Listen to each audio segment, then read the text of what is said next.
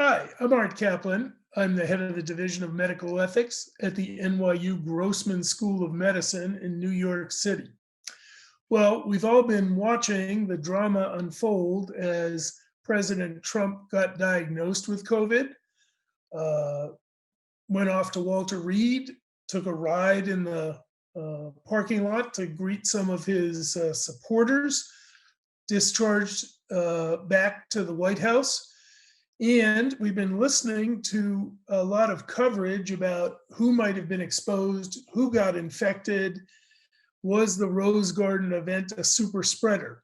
And it looks like it is certainly a big outbreak. Reports quickly surfaced that everyone from the First Lady to the press secretary to many, many other high officials to some of the Joint Chiefs of Staff had all been infected with COVID. And hopefully they will all come through it, as well as the president, let's hope. But what we didn't see, and what's important to understand, is that when the president said nothing about contact tracing after the Rose Garden event to welcome his Supreme Court nominee, that seems to have been one potential outlet for spread of the virus. The White House said it didn't want contact tracing done by the CDC.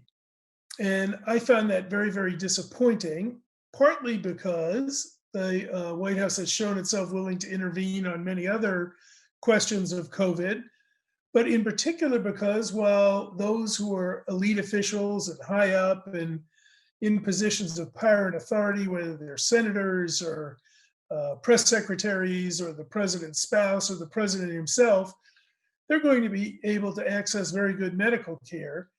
I worry a great deal that we didn't trace, notify, talk about all of the other people that support the president and the president's family and those people who work in the White House: food handlers, laundry people, dressers, security people, people who wind up mowing the lawn, people who wind up putting out the flowers, people who are involved, in other words, in the daily life of the White House.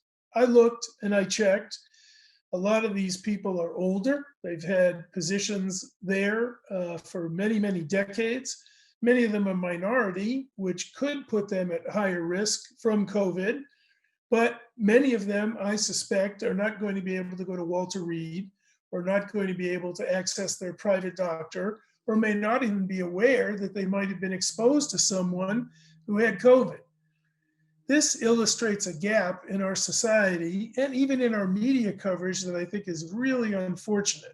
We tend to pay attention to the president, his entourage, those in positions of power, and wonder if they got infected with COVID, what does it mean for our national security? What does it mean for our elections? What does it mean for, if you will, the stability of the country? Those are important things.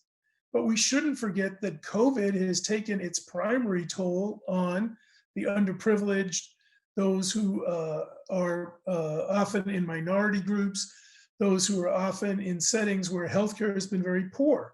And that extends right into the White House.